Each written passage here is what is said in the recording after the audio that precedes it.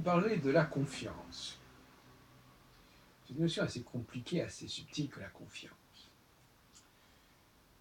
Mais je vais tenir une position qui serait peut-être un peu paradoxale, un petit peu contre-intuitive.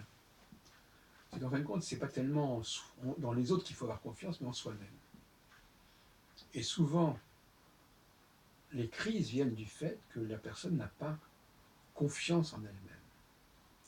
Et n'ayant pas confiance en elle-même, elle soupçonne les autres de ne pas l'aimer, de ne pas la respecter, de ne pas l'apprécier, etc. Donc, rien n'est pire qu'une personne qui n'a pas confiance en elle, qui a des failles sur le plan du rapport avec elle-même, et c'est souvent ça qui fait problème. Maintenant, on dit effectivement, je te fais confiance, on peut dire aussi, alors, c'est vrai qu'en anglais on dit self-confident, c'est-à-dire quelqu'un qui a confiance en lui-même. C'est moins dans la langue française apparemment. On parle de confiance en soi néanmoins. Mais il n'y a pas un adjectif qui dit quelqu'un qui a confiance en lui.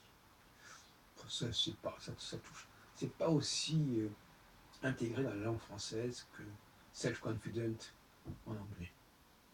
Même si le mot confident, évidemment, vient du français. C'est un autre problème.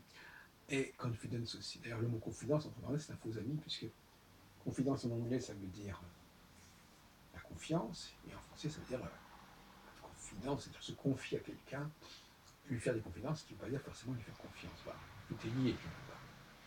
Donc, c'est très important d'avoir confiance en soi, parce que dans bien des cas, on ne peut avoir confiance qu'en soi. Un chercheur, par exemple un créateur, il faut qu'il ait confiance en lui-même. Il peut pas, parce que il faut d'abord qu'il ait confiance en lui-même pour travailler, pour se trouver, pour chercher ce qu'il a à trouver. Et il ne peut pas attendre que les autres personnes lui fassent confiance.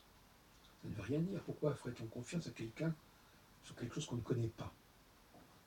Donc soi-même, on peut avoir confiance en soi quelque part parce qu'on se connaît, on sait ce qu'on fait, on sait ce qu'on vaut. Et donc c'est quand même plus évident.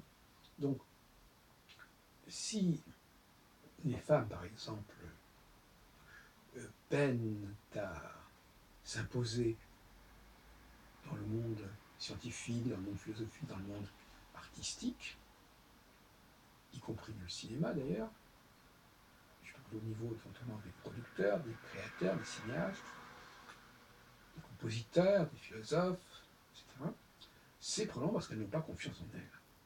Et pourquoi n'ont-elles pas confiance en elles? Et c'est tout le problème. Parce que elles, qu'est-ce que c'est que le moi? Pour les femmes, le moi, c'est une abstraction.